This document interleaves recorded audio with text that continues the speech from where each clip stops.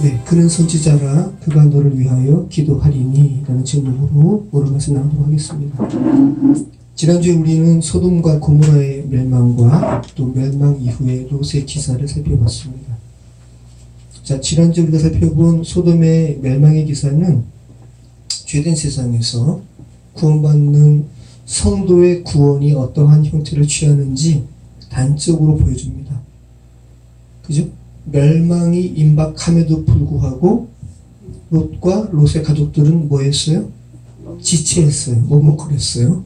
그런데 자신의 그 마지막에 대해서 지체하는 거예요. 멸망에 대해서. 그런데 천사는 어떻게 했어요? 재촉했어요. 빨리 나가야 된다고. 네.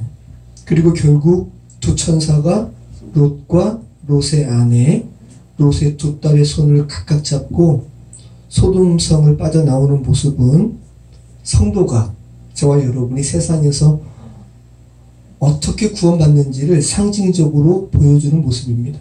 그죠? 하나님의 강권적인 은혜 아니면 우리는 죄된 세상에서 지체하고 머뭇거리고 빠져나오지 않으려고 합니다. 그죠? 네. 그래서 하나님의 강권적인 은혜가 우리를 잡아 이끄는 이러한 구원의 형태가 성도의 구원의 형태라는 거예요. 하나님의 은혜 아니면 우리는 세상이 좋아서 세상에서 살다가 세상과 함께 멸망하는 존재가 우리라는 거. 얼마나 많이 머뭇거리는지 몰라요. 그죠? 네. 자, 또 지난주 말씀을 통해서 우리가 알게 되는 것은 어떤 겁니까? 무교병을 먹고 그저 발효할 시간 기다릴 수도 없이 빨리 도망가야 하는 무교병을 먹고 탈출하는 와중에서도 뒤를 돌아보지 말라는 천사의 명을 어기고 뒤를 돌아봄으로 생명 없는 소금 기둥이 된 롯의 처의 기사는 죄된 세상을 살아가면서 우리가 이렇게 취하는 많은 것들이 멸망의 때에 얼마나 우리를 머뭇거리게 하고 뒤를 돌아보게 하는 요인이 되는지를 다시 한번 우리는 알게 됩니다. 자, 지난주 우리가 수요일에 삼양중앙교회에 함께 갔었는데요. 정말 은혜로웠어요. 코로나로 인해서 그런 연합 집회를 가지 못해서 그죠? 많이 이렇게 갈증이 있었는데 정말 하나님께서 은혜를 베풀어 주셔서 삼양중앙교회 찬양단의 그 찬양의 인도도 너무 은혜로웠고 또 저도 이철 감독 회장님께서 어떤 분이신지 몰랐거든요. 근데 너무 말씀만 이렇게 증거하시는 그런 귀한 분의 말씀을 통해서 하나님께서 참 많은 은혜를 주셨습니다. 코로나로 인해서 적극적인 개교회에 참여가 없는 것이 좀 아쉬웠고요. 자, 근데 최근에 한국교회의 상황이 많이 식어졌어요. 이게 한국교회의 현실입니다. 자, 이것은 굉장히 심각한 겁니다. 예배의 열정이 많이 사그라들었어요. 자, 이제 대다수 많은 사람들이 죄된 세상을 살아가는 그냥 일반 사람들 말고도 성도들 또한 예배에 대한 감격과 예배에 대한 사모함이 많이 없어진 시대를 우리가 좀 살아갑니다. 많은 사람들이 대다수가 생명과는 관련 없는 말초적인 세상 것들에 집중하면서 거기에 관심을 가지는 상황이 지금 우리가 살아가는 시대라는 것이죠. 자, 여러분, 은혜로운 집회에 참여하는 것은 집회에 참여해서 은혜를 받는 것은 웨슬리가 말하는 은혜의 수단 중에 하나예요. 웨슬리 목사님께서 은혜 받는 수단이 여러 개가 있는데 말씀, 기도, 묵상, 전도, 경건한 삶 이것 플러스 은혜로운 집회에 가는 것 이게 은혜 받는 수단이에요. 웨슬리 목사님께서 말씀하시는 거예요. 자, 은혜는 하나님께서 우리에게 은혜를 어느 순간에나 어느 상황에나 부어주십니다. 그래서 하나님의 은혜를 경험하는 것을 그냥 마냥 기다리지 말고 적극적으로 은혜의 집회에 참여하는 것이 굉장히 은혜 받는 중요한 수단이라고 웨슬리 목사님이 이야기하는 거예요. 근데 얼마나 많이 그런 은혜 받는 그런 자리에 우리가 냉랭함 가운데 있는지. 정순환 집사님 정말 그때 가셔서 예배 드리시는데 너무 좋으셨죠? 네, 예배 가운데 반응하고 정말 살아있는 예배가 어떤 것인지 다시 한번 경험하는 그런 귀한 시간이었습니다. 사회자이신 박성림 목사님 통해서도 하여튼간 모든 순간순간이 또 박은미 목사님의 기도도 그렇고 모든 순간순간이 은혜 가운데 있었음을 다시 한번 고백합니다. 자, 여러분의 자녀에게, 그죠? 여러분의 자녀에게 우리 예배드리러 가자. 또 연합 집회에 참여하자라는 말이 굉장히 큰 짐으로 다가오고, 아, 이렇게 반응하면 어떡하지? 걱정하는 상황이 많잖아요. 많은 기독교인의 가정이 그래요. 이건 굉장히 심각한 거예요. 정말 심각한 거예요. 그러니까 지난주 말씀을 본다면 지금 멸망의 때거든요. 마지막 때니까, 말세 때니까. 죄된 세상은 언제나 멸망의 때예요. 언제나 마지막 때고. 그런 가운데 그냥 머뭇거리고 지체하고 그런 상황이, 그죠? 우리가 사랑하는 가족들에게도 있어지는 것은 굉장히 심각한 것입니다. 그리고 우리도 언젠가 우리 자녀가 교회 가겠지 라고 그냥 태만히 그냥 생각하는 것도 굉장히 심각한 것이죠. 자, 예수님께서 노아의 시대와 더불어 롯이 거했던 소돔의 심판을 들어서 마지막 때를 살아가는 이들이 가져야 할 삶의 태도에 대해서 말씀하셨어요. 지난주 우리가 살펴본 소돔과 고모라의 멸망의 때를 들어서 말씀하셨습니다. 다시 한번 무엇을 말씀하시는지 한번 살펴보겠습니다. 누가복음 17장 26절로 33절.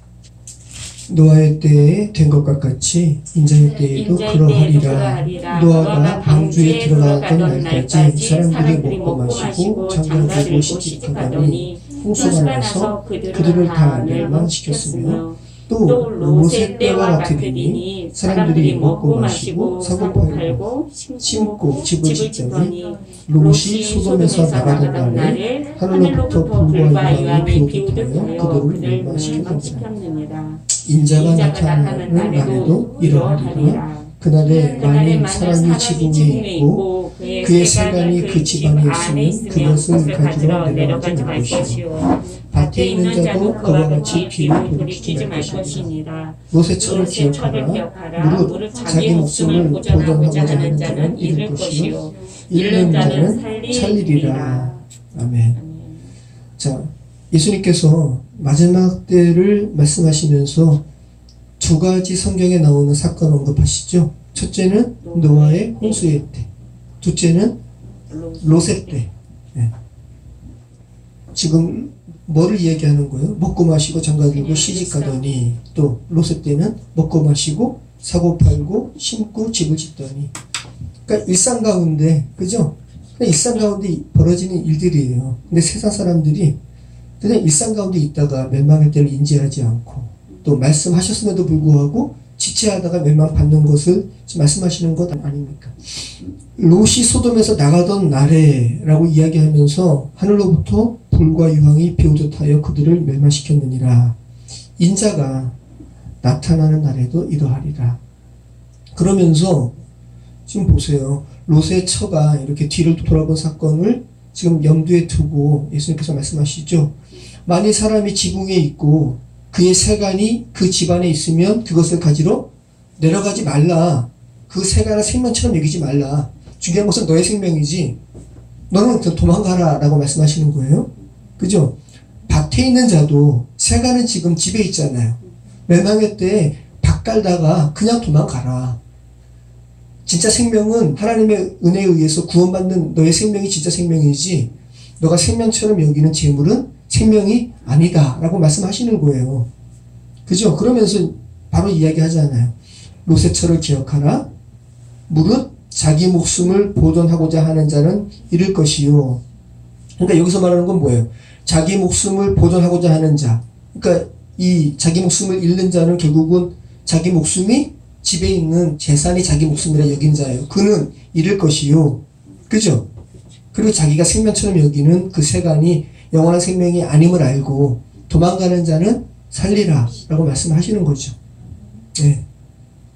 자, 롯의 때의 심판을 말하면서 사람들의 일상의 때에 우리가 그냥 일반적으로 살아가는 때에 심판이 임한다라는 거, 성경이 그것을 이야기하고 있다는 거 기억하시기 바라요. 기독교의 역사관은 직선적인 역사관이기 때문에 물론 언젠가는 정말 인자에 나타나는 때가 있을 거예요. 그리고 최종적인 한 점으로서 마지막 멸망의 점이 분명히 있을 거예요. 그런데 한 사람 한 사람의 마지막 때도 그죠? 그들의 마지막 순간이 있을 거 아닙니까? 그들의 마지막 순간도 롯의 처의 순간처럼 소돔과 고모라의 멸망의 순간처럼 한 인생 마지막의 순간도 바로 그때라는 것. 그리고 그때를 사람들이 인지하지 못하고 그냥 이성 없는 짐승처럼 살다가 멸망당하지 말 것을 성경은 말하고 있다는 것. 다시 한번 기억하시기 바랍니다. 자, 우리 오늘 말씀 1절 같이 읽겠습니다. 아브라함이 거기서 네게보 땅으로 옮겨가 가데스와 술 사이 그랄에 거류하며. 자, 아브라함이 거기서는 어디예요? 아브라함이 거주했던 곳, 마므레 상수리스 풀이 있는 곳, 네, 헤브론 근처죠. 아브라함이 거기서 네게보 땅으로 옮겨가 가데스와 술 사이 그랄에 거주했다고 말씀합니다. 제가 주보 옮겨놨죠. 자, 주보 한번 보시면 헤브론과 마므레 숲풀이 가까워요. 그래서 이제 같이 헤브론, 마므레 숲풀, 그리고 자 네겝과 술 광야, 가데스와 술 광야 여기 아래 있잖아요. 그 사이를 네겝으로 하는데 그냥 광야의 광야, 거기에 그랄 땅에 거주했다고 이렇게 말씀합니다. 그래서 마므레에서 그랄까지 한 80km 된다 그래요. 80km. 자, 네게부가 창세기 12장에 처음 나왔거든요. 네게부가 또 다른 말로는 남방으로 번역됐다고 그랬잖아요. 창세기 12장에서 아브라함이 하나님께 콜링 받고요. 그리고 굉장히 마침내 가나안 땅에 들어갔더라. 굉장히 빠르게 가나안 땅에 갑니다. 그리고 네게부로 남방으로 옮겨갔다가 기근으로 인해서 애굽으로 가죠. 자, 한번 보시죠. 창세기 12장 1절로 우리 10절까지 말씀을 우리 한번 읽어보겠습니다. 다시 한번 상기하시기 바랍니다. 창세기 12장 1절로 10절. 자, 같이 읽겠습니다. 여호와께서 아브라함에게 이르시되 너는 너의 고향과 친척과 아버지의 집을 떠나 내가 내게 보여줄 땅으로 가라. 내가 너로 큰 민족을 이루고 내게 복을 주어 내 이름을 창대하게 하리니 너는 복이 될지라. 너를 축복하는 자에게는 내가 복을 내리고 너를 저주하는 자에게는 내가 저주하리니 땅의 모든 족속이 너로 말미암아 복을 얻을 것이다 하신지라. 이에 아브라함이 여호와의 말씀을 따라갔고 롯도 그와 함께 갔으며 아브라함이 하란을 떠날 때에 75세였더라. 아브라함이 그의 아내 사레와 조카 롯과 하란에서 모은 모든 소유와 얻은 사람들을 이끌고 가나안 땅으로 가려고 떠나서 마침내 가나안 땅에 들어갔더라. 아브라함이 그 땅을 지나 세겜 땅 모래 상수리 나무에 이르니 그때에 가나안 사람이 그 땅에 거주하였더라. 여호와께서 아브라함에게 나타나 이르시되 내가 이 땅을 내 자손에게 주리라 하신지라. 자기에게 나타나신 여호와께 그가 그곳에서 제단을 쌓고 거기서 베델 동쪽 산으로 옮겨 장막을 치니 서쪽은 베델이요 동쪽은 아이라. 그가 그곳에서 여호와께 제단을 쌓고 여호와의 이름을 부르더니 점점 남방으로 옮겨갔더라. 이 남방이 네게부입니다. 그 땅에 기근이 들었으므로 아브라함이 애굽에 거류하려고 그리로 내려갔으니 이는 그 땅에 기근이 심하였습니다. 네. 그리고는 바로 다음 구절에서 애굽에서 아브라함이 자기 아내를 바로에게 빼앗기는 기사가 기술되죠. 그리고 1년의 과정을 겪은 후에 다시 약속의 땅 가나안 땅으로 옮겨가기 직전의 땅이 네게부입니다. 네. 창세기 13장 1절로 우리 3절 말씀 같이 읽겠습니다. 아브라함이 애굽에서 그와 그의 아내와 모든 소유와 롯과 함께 네겝으로 올라가니 아브라함에게 가축과 은과 금이 풍부하였더라. 그가 네겝에서부터 길을 떠나 베델에 이르며 베델과 아이 사이 곧 전에 장막 쳤던 곳에 이르니. 자, 그래서 여러분 창세기 13장 우리가 읽은 본문을 가만히 보시면 구속사적으로요 중요한 장소 세 가지가 아주 분명하게 나타납니다. 첫 번째는 어디에? 우리가 어디에서 출애굽해요? 애굽에서, 죄된 세상에서. 애굽 나오죠? 네, 애굽에서. 그 다음에 애굽에서 약속의 땅 가나안 바로 가요? 아니죠. 광야를 거치죠? 광야가 어디예요? 네게부예요. 그 다음에 베델. 네, 하나님께 예배드렸던 곳. 여기가 가나안 땅, 가나안 지역의 한 장소죠. 자, 애굽, 광야, 가나안이 창세기 13장 1절로 3절에 다 나옵니다. 자, 이 네개부에서 우리가 창세기 16장에서 그죠? 은혜를 상징하는 사례, 여주인 사례, 그리고 율법을 상징하는 여종 하갈이, 그죠? 율법이 은혜를 막 메시아하네요. 그러니까 은혜에 의해서 율법이 쫓겨가는 것이 맞죠? 네, 그 말씀에 하갈이 어디로 갑니까? 사례의 학대를 피해서 애굽 쪽으로 가는 거예요. 네개부. 그 네개부로 가다가 한 셈을 만나죠. 거기서 여호와의 천사 만나고 율법이 돌아가야 할 곳이 어디인지. 야, 너가 어디서 왔고 어디로 가니? 네, 그죠? 너는 반드시 너의 주인 은혜에게로 돌아가야 돼. 이렇게 여호와를 만납니다. 그리고 하갈이 와, 내가 어떻게 여호와를 배웠는고 라고 하면서 고백을 하죠. 그리고 그 셈의 이름이 그의 고백이 되었어요. 뭐의 이름이? 브엘라 헤로이. 네, 브엘라 헤로이. 기억나시죠? 자, 이 광야로, 이 네겝으로 오늘 갑자기 소돔과 고모라의 멸망, 또 이렇게 그 안에 의인 10명이 있어도 멸망하실 겁니까? 라고 하면서 중보했던 아브라함이 갑자기 일로 옮겨가는 거예요. 이유에 대해서 안 나와요. 그리고 그 이후에 우리가 본문 말씀 살펴봤는데 꼭 애굽에서 겪었던 일과 같은 일을 되풀이하는 것 같아요. 근데 똑같진 않습니다. 되풀이하는 것 같지만 똑같지 않습니다.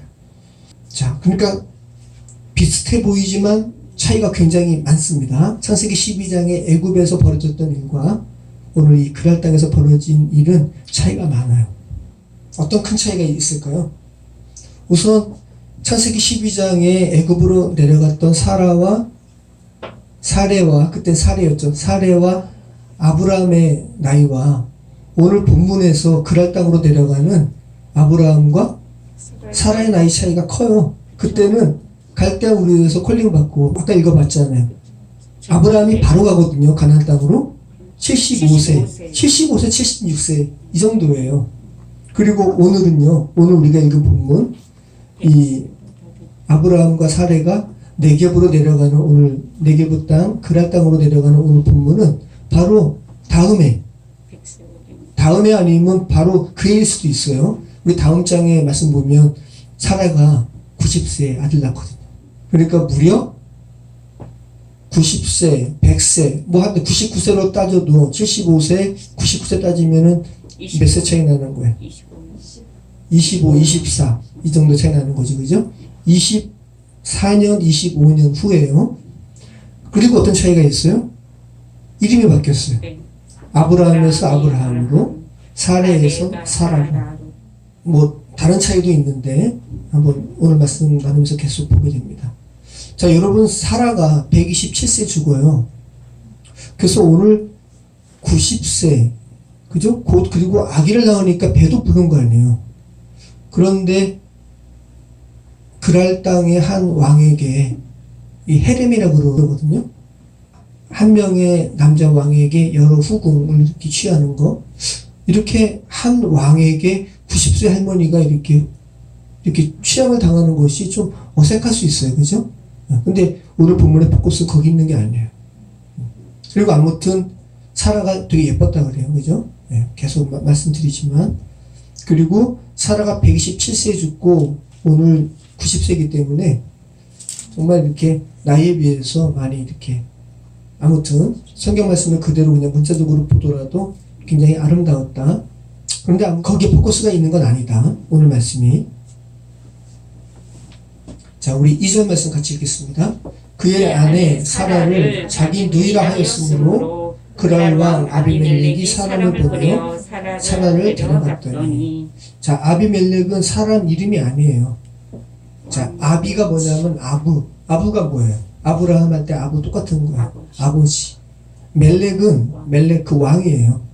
그러니까 이 가나안 땅이 블레셋이 나중에 팔레스타인 블레셋 지방의 왕의 고유 명사예요.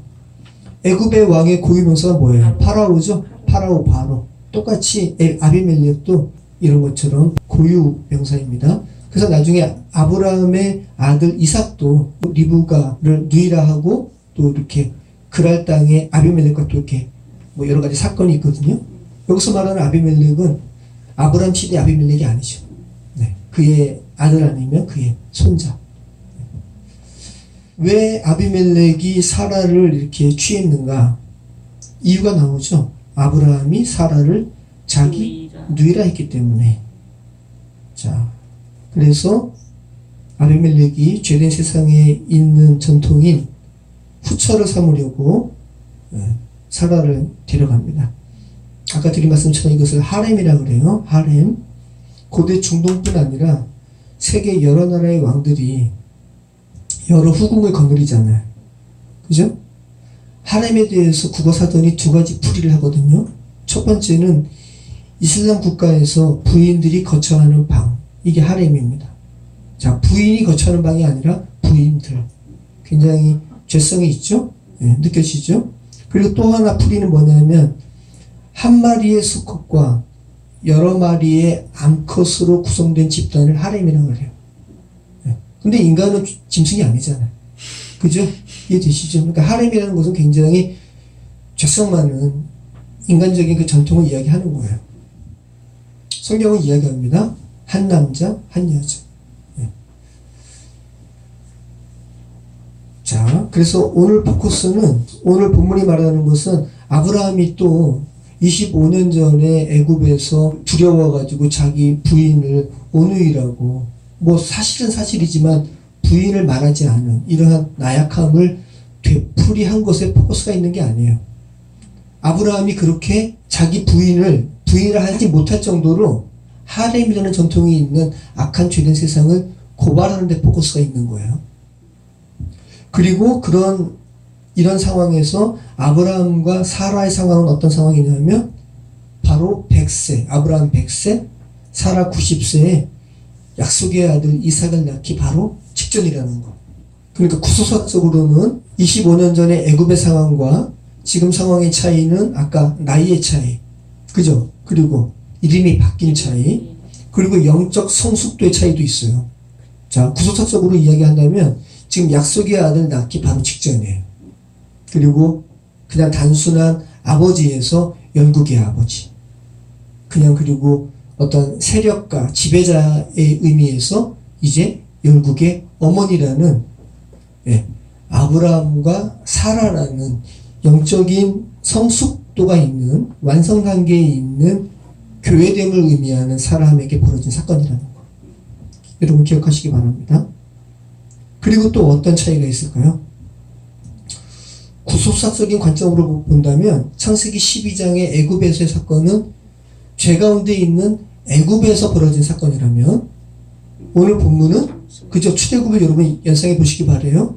출애굽하고 홍해 건너서 가나안 땅으로 가기 전 40년간의 광야예요. 네, 지리적으로 그런 의미가 있습니다. 구속사적으로 또 지리적으로 또 이러한 나이, 시간 여러 가지를 복합적으로 생각을 하시기 바래요. 자, 이 아브라함과 사라는 교회를 대표해요. 교회를 상징해요.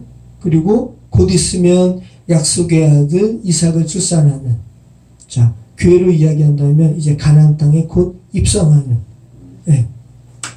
이 교회를, 아주 성숙한 이 교회를, 하나님의 백성을 죄된 세상이 해하려 할 때 창세기 12장 말씀처럼 창세기 12장에서도 하나님께서 개입하셨죠. 바로에게 개입하셨잖아요.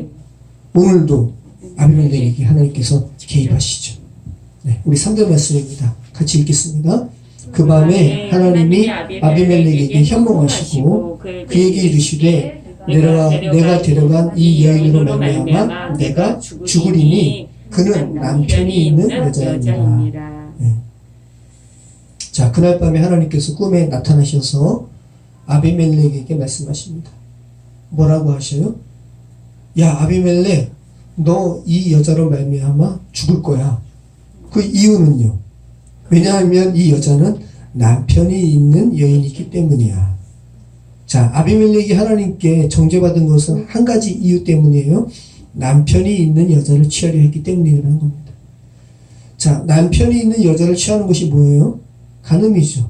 자, 우리 잠언 6장 32절 말씀 같이 읽겠습니다. 정말 우리가 살아가는 세상은 악한 세상이 맞는 게 스마트폰 보기가 막 두렵잖아요. 남편이 있는 여인을 취하는 기사가 그냥 막 펼쳐지는, 지금 뭐 법 관련해서 일을 하시니까 그런 식으로 우리는 살아가요.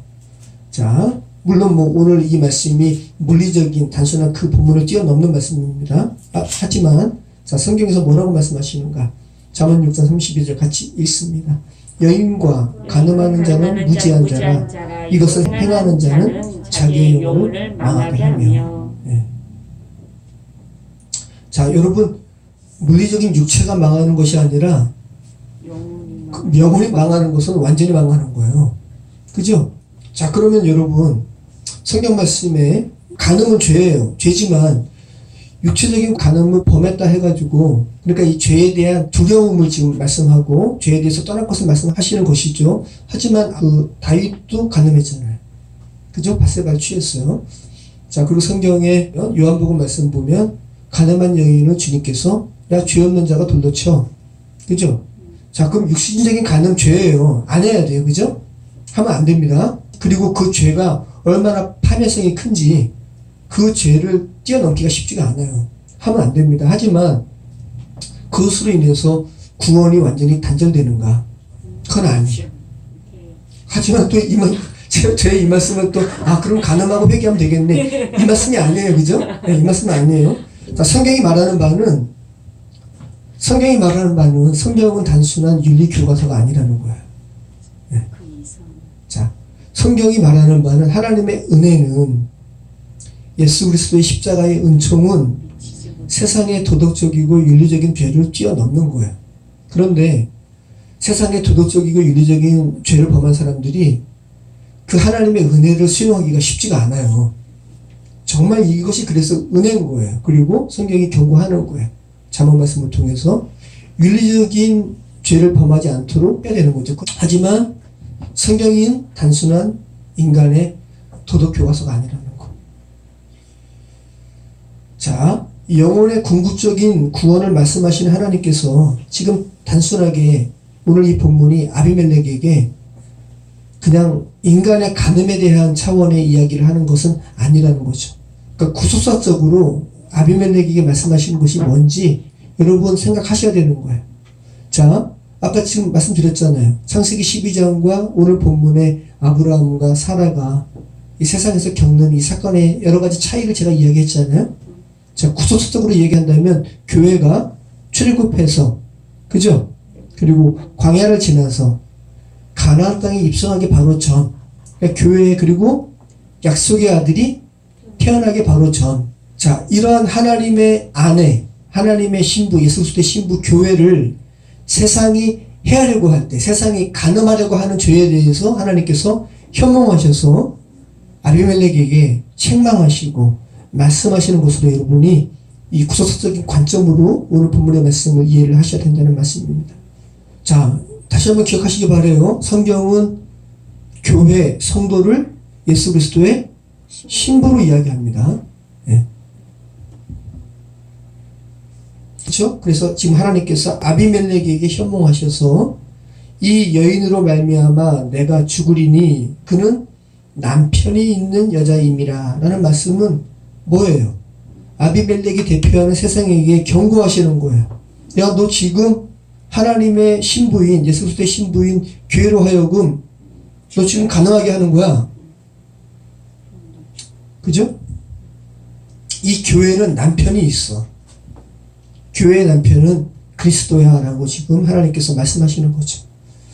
자, 4절로 6절 말씀 같이 읽겠습니다.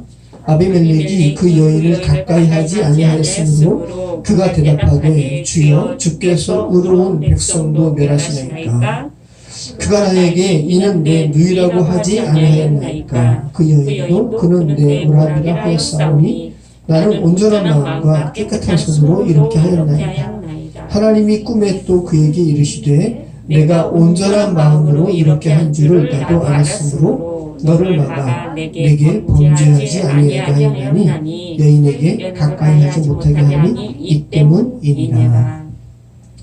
자, 오늘 말씀에 하나님께서 아비멜렉에게 말씀하십니다. 아비멜렉이 항변하는 거죠. 하나님, 저는 온전한 마음으로 했습니다. 참 이 대화도 참 독특해요. 하나님께서 죄된 세상과 지금 대화하는 거 아니에요? 그죠? 자, 그래서 아비멜렉이 나름대로 세상적인 가치관으로 나는 선해요 라고 지금 항변하는 거 아니에요? 그죠? 이러한 세상의 항변에 대해서 하나님께서 말씀하십니다. 그래, 너가 세상적인 가치관에서 온전하고 바르게 살아오려고 밥 얻은 거 안다. 그래서 내가 너로 하여금 범죄하지 않도록 하는 거야. 어떻게 보면 하나님께서 지금 아비멜렉이 세상의 경건함을 인정하는 것 같아요. 그런데 이어진 말씀을 보면 그렇지 않다는 것을 우리는 알게 돼요. 자, 7절 같이 읽겠습니다. 이제 그 사람의 아내를 돌려보내라. 그는 선지자라. 그가 너를 위하여 기도하리니 내가 살려니와 내가 돌려보내지 아니하면 너와 내게 속한 자가 다 반드시 죽을 줄 알지니라. 그래, 너의 경건함과 선함 안다. 그런데 이제 너 그의 아내를 돌려보내라. 그 사람은 선지자야. 아까 이야기했죠? 나비야. 말씀을 맡은 자야. 그가 너를 위해 기도할 거야. 그의 아내를 돌려보내지 않으면 너와 내게 속한 자가 다 죽게 될 거야 라고 이야기하는 거죠. 이 말씀은 뭐예요? 하나님께서 나비라 칭한, 하나님의 말씀을 맡은 자라 칭한, 구속사적으로 이야기한다면 교회의 기도, 교회의 중보를 받지 않으면 죄된 세상은 다 죽을 거야 라고 지금 말씀을 하는 거죠. 지난주 말씀 소돔과 고모라에서 아브라함의 위치를 지금 다시 한번 생각하게 하죠. 그죠? 그리고 아비멜렉은 소돔과 고모라 그 자체예요. 자, 여러분 아까 우리가 주부에서 살펴봤죠? 선지자라는 말은 나비라고 그랬습니다. 대변인, 대사, 말하는 자를 의미해요. 자, 세상의 종교가 지금 아비멜렉이 세상을 다 대표해가지고 세상의 종교를 대표해가지고 전 선해요, 전 의로워요 이렇게 이야기한단 말이죠. 자, 세상의 종교가 스스로의 선함과 스스로의 경건함을 이야기하지만 한계가 있다고 지금 하나님께서 말씀하시는 거고요. 하나님의 마음을 전하는 선지자의 중보를 통해서 너는 살게 될 거야 라고 지금 말씀하고 있다는 거예요. 기도는 파랄이라는 단어예요. 화해하다, 중재하다. 죄된 세상은 하나님과 화해해야 돼요. 그 중재자가 있어야 돼. 세상은 하나님의 마음을 품고 중재하는 이 중재자가 필요함을 아브라함과 아비멜렉의 기사, 또 하나님과 아비멜렉의 대화를 통해서, 현몽하셔서 말씀하신 대화를 통해서 오늘 본문이 말씀하고 있는 겁니다. 자, 8절로 13절 말씀을 같이 읽겠습니다. 아비멜렉이 그날 아침에 일찍이 일어나 모든 종들을 불러 그 모든 일을 말하여 들려주니 그들이 심히 두려워하였더라. 아비멜렉이 아브라함을 불러서 그에게 이르되 내가 어찌하여 우리에게 이렇게 하느냐? 내가 무슨 죄를 내게 보았기에 내가 나와 내 나라와 내 나라가 큰 죄에 빠질 뻔하게 하였느냐? 내가 합당하지 아니한 일을 내게 행하였도다 하고 아비멜렉이 또 아브라함에게 이르되 내가 무슨 뜻으로 이렇게 하였느냐?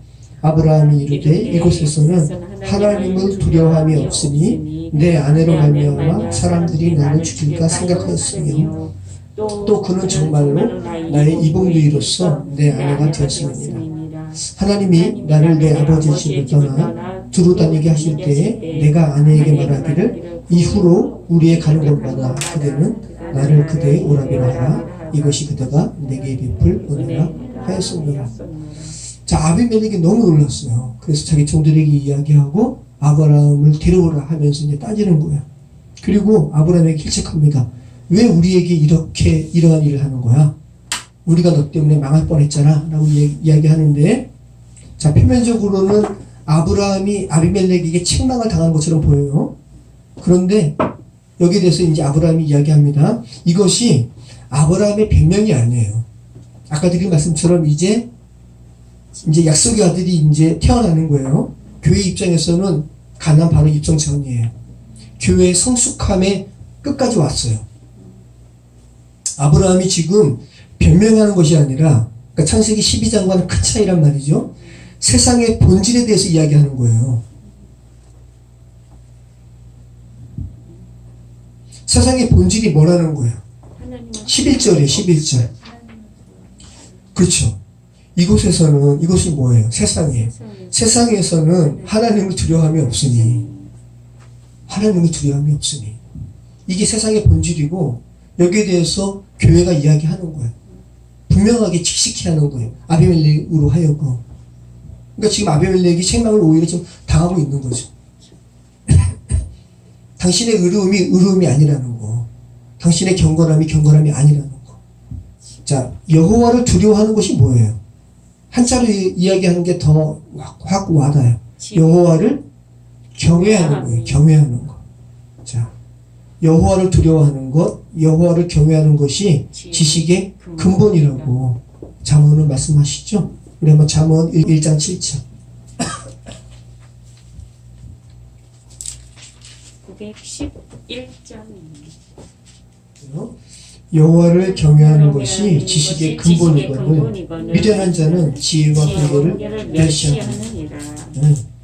자, 잠언 2장 1절로 5절. 잠언 2장 1절로 5절.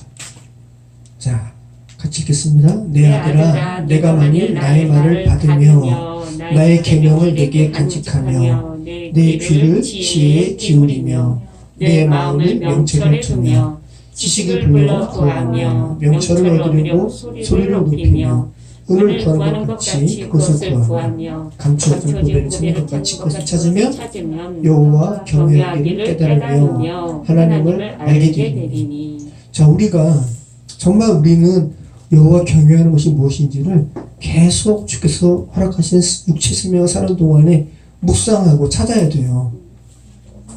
지금 성경이 이야기하잖아요. 은을 구한 것 같이 그것을 구해야 돼. 은이 여러분 비싸잖아요. 뭐 세상에 막 널려 있어요? 아니요. 숨겨져 있는 거예요. 그러니까 지혜는 여호와 경외하는 것은 그것을 찾는 것처럼 찾아야 돼 라고 이야기하는 거죠. 감추어진 보배를 찾는 것 같이 그것을 찾아봐. 그러면 여호와 경외하는 것이 뭔지 알게 될 거야. 아비멜렉이요. 이곳에 내가 왔는데, 세상에 왔는데 하나님을 경외하는 것이 없는 곳이기에, 하나님을 두려워하는 것이 없는 것이 이 세상의 본질임을 제가 알았습니다. 그래서 내 아내로 인해서 제가 죽을까 염려했어요. 지금 정확하게 실체를 이야기하는 거예요. 죄된 세상에서 교회가 어떠한 신분인지를 지금 말씀하고 있는 거죠. 하나님이 없는 곳은 평화로워 보여도, 경건해 보여도 하나님의 백성들에게는 늘 위협이 있는 곳입니다 라고 지금 이야기하는 거죠. 아비멜렉, 당신은 세상의 경건함, 도덕적으로 세상적인 선량함을 이야기하지만 세상은 그렇지 않습니다라고 아브라함의 입을 통해서 세상이 폭로되는 겁니다.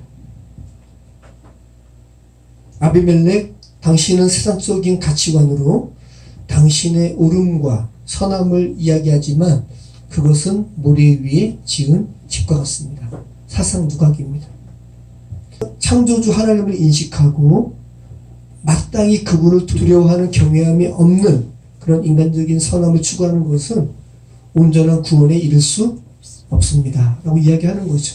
지난주에 우리가 살펴본 성리학, 그죠? 인간은 선함으로 이야기하고 인간의 선함을 추구함으로 하늘까지 닿을 수 있다고 이야기하는 거, 그거 아니라고 이야기하는 거. 인간의 해탈로 인해서 부처될 수 있다고, 신적인 존재될 수 있다고 이야기하는 거 아니라고 이야기하는 거죠. 분명히 이야기하는 거예요. 자, 이 세상이 하나님을 두려워함이 없음에 대해서 신약에서 누구도 이야기합니까? 로마서에서 바울도 이야기해. 자, 우리 로마서 3장 10절로 18절 말씀 같이 읽겠습니다.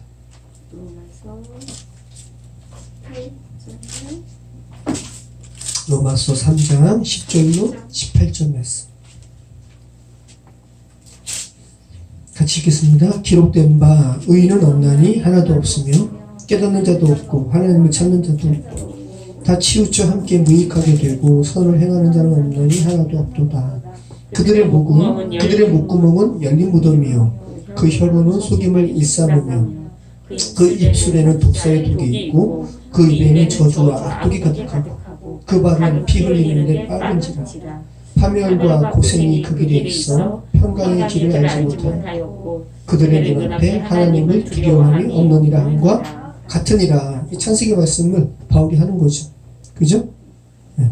지금 아비멜렉이 하나님께 이렇게 항변했지만 아비멜렉의 입은 그죠? 속임을 일삼는 입이고요.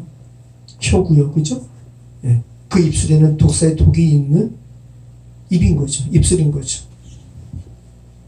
아비멜렉의 발은 세상의 발은 피 흘리는데 빠르고요. 우리가 지금 세상의 뉴스를 보면서 다 보고 있는 겁니다. 자, 우리도 포함된 말씀이었어요. 하나님의 은혜로 여러분이 진짜 건져짐을 받은 거 정말 감사해야 되는 거예요. 하나님의 은혜로 건져짐을 받는 자 아니면 이 지구에 거하는 모든 자는 다 죄 아래에서 무익한 일을 행하고요. 그죠? 열린 무덤처럼 목구멍에서 저주와 악독의 말만 쏟아붓고요. 우리의 입술은 독사의 입술과 같은 말만 했죠. 그리고 결정적으로 하나님을 두려워함이 없는 삶을 살았어요.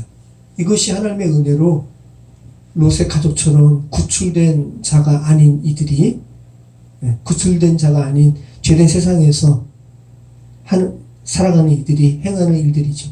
그리고 롯과 롯의 가족들도 마찬가지였고 하나님의 은혜로 구원받은 거고요. 자, 그래서 아비멜렉도 마찬가지라는 거. 그래서 아비멜렉이 오늘 본문 20장 4절로 5절에서 주여 주께서 의로운 백성도 멸하시나이까. 이것이 얼마나 하나님 보시기에는 말도 안 되는 말인지 우리가 알게 되는 거예요. 나는 온전한 마음과 깨끗한 손으로 이렇게 했습니다. 세상적인 가치관으로 이렇게 했습니다. 근데 주께서 결정적으로 이야기하시는 겁니다. 아브라함의 입술을 통해서 아니 너는 하나님을 두려움이 없어. 두려움이 없는 가운데 이렇게 하는 것은 사상국학이야 라고 이야기하는 겁니다. 자, 이 같은 아브라함의 말에 대해서 이제 아비멜렉이 행동을 취합니다. 14절로 16절 말씀 같이 읽겠습니다. 아비멜렉이 양과 소와 종주를 이끌어 아브라함에게 주고 그의 아내 사라를 그에게 돌려보내고 아브라함에게 이르되 내 땅이 내 앞에 있으니 내가 보기에 주는 대로 거주하라 하고 사라에게 이르되 내가 은 1000개를 내 오라비에게 주어서 그곳으로 너와 함께한 여러 사람 앞에서 내 수치를 가리게 하였느니 내 일이 다 해결되었느니라. 자, 아비멜렉이 사라를 아브라함에게 돌려보내고 사라에게 말합니다. 은 1000개를 내 오라비 아브라함에게 주었다는 겁니다. 참 여기서 이 본문에서 아비멜렉의 세상적인 이렇게 약삭빠른 속임을 우리가 보게 되는데 너의 남편이라고 안 하죠. 오라비라고 이야기하잖아요. 그러니까 계속 내가 너 이렇게 취하려고 한 것은 아브라함이 너를 누이라고 했기 때문이다. 나 죄 없다. 라고 계속 이야기하는 거예요. 근본적인 것은 하나님의 두려움이 없기 때문에 이런 하렘의 일들을 행하는 것인데 그거 다 빼고요. 야, 나 죄 없다. 너 오빠 때문이야. 실질적으로는 뭐예요? 너 남편 때문이야. 라고 이야기하는 거죠. 그러면서 은 1000개를 아브라함에게 주므로 옷으로 너와 함께한 여러 사람 앞에서 내 수치를 가리게 하였노니 내 일이 다 해결되었느니라. 이 말씀이 지금 이게 어떤 걸까요? 어떤 의미일까요? 의미가 좀 어렵지 않아요? 이 수치가 가려졌다라는 이 말은 뭐냐면 캐소투라는 말을 번역한 거거든요. 베일로 가려졌다라는 거예요. 뭐가? 너와 함께한 여러 사람 앞에서. 그러니까 사라와 함께한 여러 사람 앞이라는 건 뭐예요? 사라가 아브라함의 단순한 누이가 아니라 아내라는 것을 다 아는 사람 앞에서 아비멜렉의 후궁으로 지금 취해질 뻔한 사라의 수치가 은 1000개로 말미암아 가려졌다. 그러니까 사라의 수치를 완전히 하나님의 은혜 가운데 사라의 수치가 완전히 가려짐을 지금 이야기하는 거예요. 하나님께서 개입하신 거죠. 하나님께서 개입하셨기 때문에 이 같은 일이, 이 같은 이 아비멜렉의 입술의 고백이 이루어진 거예요. 현몽하셔서, 그죠? 아비멜렉 너 죽을 거야. 남편이 있는 여자야. 라고 이야기하고, 또 아브라함의 죄된 세상의 실상을 듣고요. 그 다음에 이제 사라를 아브라함에게 돌려보내고, 지금 너의 수치, 너가 아브라함의 아내인 것, 너가 남편이 있는 여자임을 아는 이들로부터 내가 너를 취할 뻔한 이 수치를 내가 다 가릴게. 용서해줘. 이런 말인 거죠.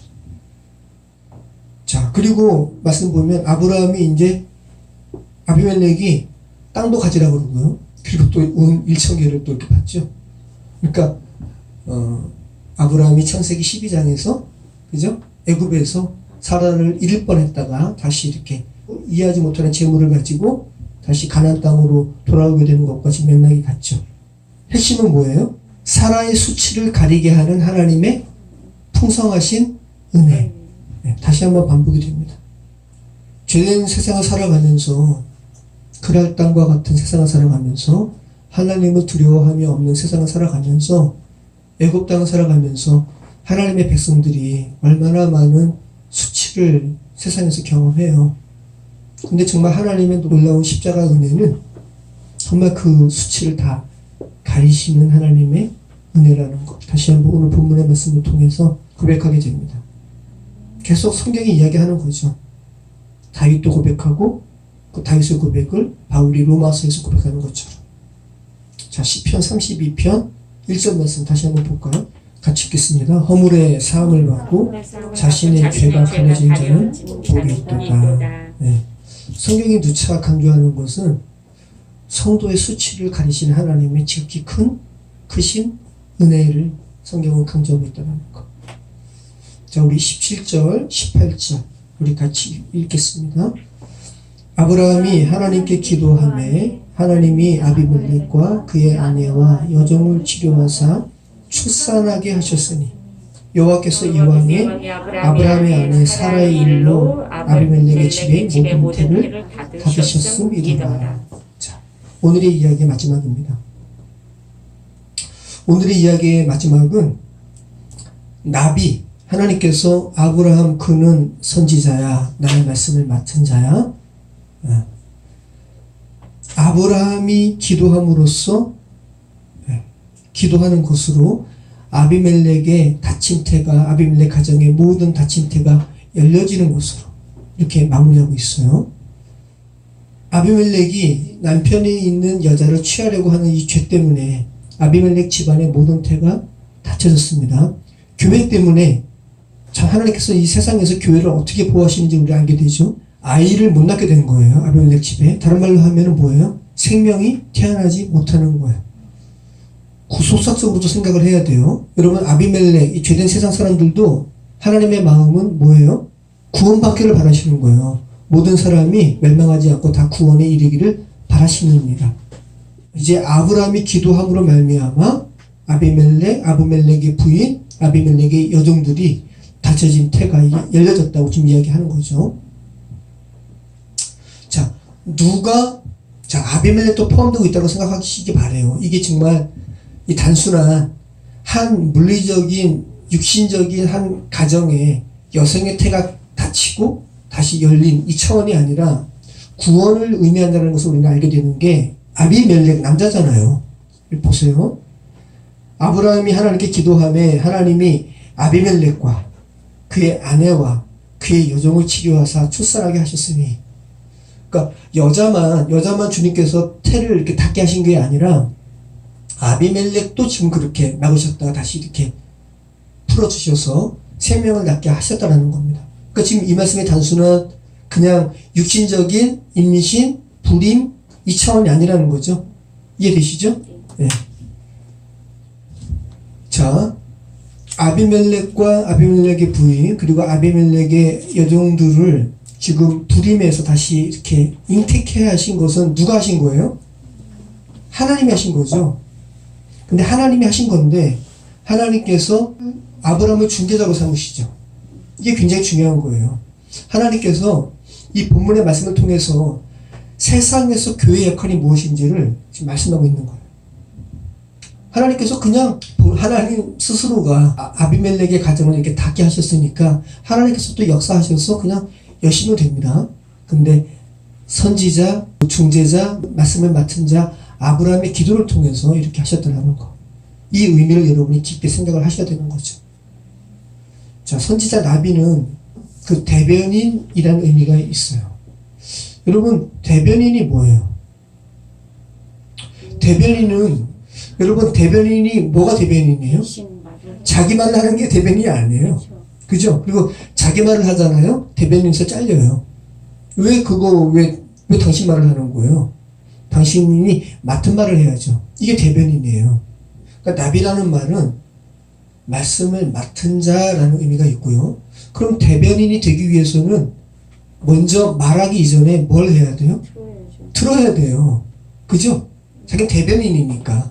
그래서 먼저 나비라는 의미에는 말씀을 듣는 자라는 의미가 먼저 있어요. 말씀을 듣는 자가 말씀을 말하는 거예요.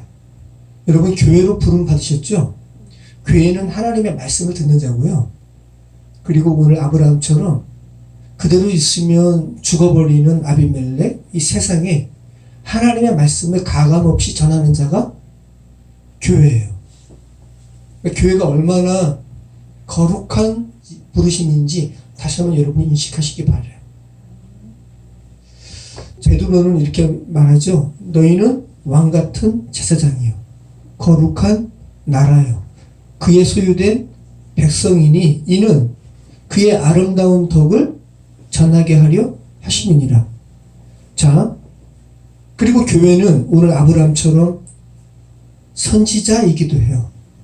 그럼 여러분, 선지자와 제사장의 제사장을 한번 생각해 보세요. 제사장은 뭐예요? 제사장은 백성의 편에서 백성의 죄를 중보하면서 하나님께 나아가는 거예요. 그러니까 방향성이 백성에서 하나님께 있어요. 근데 선지자는 하나님의 말씀을 듣고요. 그죠? 하나님의 말씀을 그 백성에게 전하는 자예요. 이게 교회예요. 얼마나 놀랍습니까? 토기장이 교회, 물리적인 교회가 아니라 여러분이 교회라고요. 네, 너무 놀라운 거예요. 여러분은 하나님의 말씀을 들으셔야 되고요. 그리고 그 말씀 그대로를 죄된 세상에 전하셔야 되고, 또 여러분은 죄된 세상의 죄에 대해서 아픈 마음으로 하나님께 올려드릴 그런 의무가 있어요. 이게 교회입니다. 정말 너무 놀라운 말씀이죠. 근데 우리가 그럼 하나님의 말씀을 어떻게 듣는가? 삶 가운데 말씀하시죠. 근데 그것은 여러분의 개인적인 삶 가운데 이렇게 힘을 주시고 그 하나님의 인도하신 가운데 살아가는 것이지, 여러분이 죄된 세상 가운데 전하는 말씀은 여러분에게 개인적으로 주신 말씀이 아니라 성경의 말씀이에요. 우리는 하나님의 말씀을 어떻게 듣는가? 성경에 게시돼 성경 66권에 다 게시되어 있어요. 제가 지금 성경 말씀을 전하잖아요. 뭐 제 말씀 전합니까?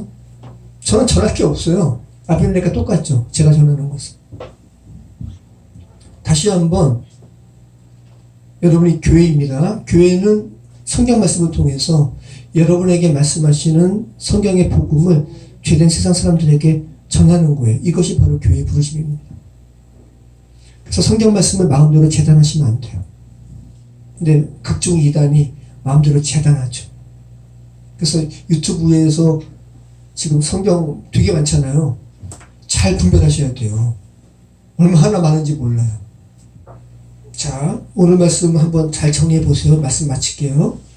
자, 오늘 말씀을 다시 한번 잘 정리해 보시기 바라요. 자, 왜 100세, 90세라는 아브라함과 사라, 그리고 곧 이제 다음 주 말씀에는 이제 이삭이 태어납니다. 그리고 구원을 의미하는 약속의 아들 이삭이 태어나는 출산 바로 직전에 뜬금없이 갑자기 광야로 내려가서, 그죠? 네. 1년의 과정을 겪은 후에 이제 창세기 12장과는 다르게 교회를 대표하는 아브라함이 죄된 세상을 대표하는 아비멜렉에게 죄된 세상의 실체에 대해서 폭로하고, 그죠? 그리고 하나님께서 그 아브라함을 통해서 아비멜렉 일가의 불임을 극복하게 하시는 이 기사가 왜 기록되어 있는지 다시 한번 생각하시기 바라요. 그리고 구속사적인 관점으로 본다면 창세기 12장의 사건은 애굽에서 벌어진 사건이라면 오늘 본문의 사건은 인생길을 의미하는 광야에서 벌어지는 사건이라는 거, 내게부에서 벌어지는 사건이라는 거, 그리고 곧 가나안 땅에 입성하기 바로 직전이라는 거, 약속의 아들 이삭이 태어나기 바로 직전이라는 거. 교회, 성도의 관점으로 본다면 이제 성숙할 대로 성숙한 상태라는 거. 이게 바로 오늘 본문의 말씀이에요. 그런 의미에서 오늘 본문에 아브라함이 아비멜렉에게 하는 말들은 나약한 한 남편의 죄성이 다시 되풀이되는 말이 아니라 죄된 세상을 향한 교회의 진단임을 알게 되고요. 그리고 하나님도 지금 아브라함을 통해서 죄된 세상을 구원하는 기사임을 다시 한번 알게 됩니다. 그래서 오늘 제목 삼은 그는 선지자니 그가 너를 위하여 기도하리니 라는 이 말씀은 너희는 교회니 세상을 위하여 기도하라 라는 말로 바꿀 수가 있는 거예요. 그죠? 네, 여러분에게 그렇게 들리셔야 되는 거예요. 그는 선지자니 그가 너희를 위하여 기도하리니 라고 제3인칭으로만 읽지 마시고 제3자의 관점으로 읽지 마시고 여러분에게 적용시키셔야죠. 너희는 지금 여러분에게 말씀하시는 거 아니에요. 말씀을 통해서 너희는 교회니 세상을 위하여 너희는 기도하라. 뭐를요? 뭐를 위해서 기도해야 돼요? 세상에 죽어가는 사람들은 지금 생명이 없는 채 그대로 죽어간다. 그들로 하여금 다시 오늘 아비멜렉의 집에 태를 주께서 여셨잖아요. 생명을 이제 잉태케 하셨단 말이죠. 너희는 교회다.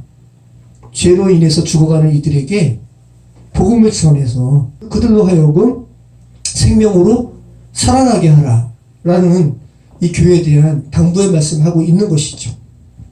자, 여러분이 교회로 부름 받은 지 한번 몇 년 되셨는지 한번 생각해 보시기 바래요. 그리고 게다가 직분까지 받으신 분들이 있어요. 그죠? 저도 목사고 권사님, 집사님들이 계십니다. 한번 생각해 보시기 바래요. 한번. 여러분이 그리스도인이 된 후에 여러분의 입술을 통해서 정말 몇 사람이나 그리스도인으로 여러분이 어떤 사람들을 그리스도인 되게 하셨는지 한번 생각해 보시기 바래요. 여러분의 직분에 그냥 만족하지 마시고 이거는 장식이 아니잖아요. 그냥 여러분이 가족한테 전하는 것도 버거운데 라고 스스로 안위하면서 그냥 그렇게 그냥 지내시는 것은 아닌지 다시 한번 그리스도인으로서 여러분께 주님께서 이렇게 말씀하시는 사명이 무엇인지를 깊게 생각을 하셔야 돼요. 교회의 목적이 어디 있는가? 너희가 지금 왜 교회로 부름받았는가? 너에게 지금 말씀이 하나님의 말씀을 맡은 자라는 인식을 너희는 하고 있는가? 하나님의 말씀이 들려졌으면 또 하나님의 말씀이 그래서 맡은 바라는 인식이 있다면 이제 너는 하나님의 말씀을 말하는 자, 나비가 되어야 한다는 사실을 오늘 본문에 말씀하고 있는 거죠. 다시 한번 말씀을 맡은 자, 아브라함의 기도를 통해서 하나님께서 아비멜렉 그의 아내 그의 여종을 치면서 각각이 생명을 낳지 못하는 불임에서 이제 생명을 낳는 자가 되었다라는 깊게 묵상하시고 정말 하나님의 말씀이 들린 자, 하나님의 말씀을 맡은 자, 하나님의 말씀을 전하는 자로 교회됨의 사명을 다하시는 저와 여러분의 인생 되시기를 축원합니다. 기도하겠습니다.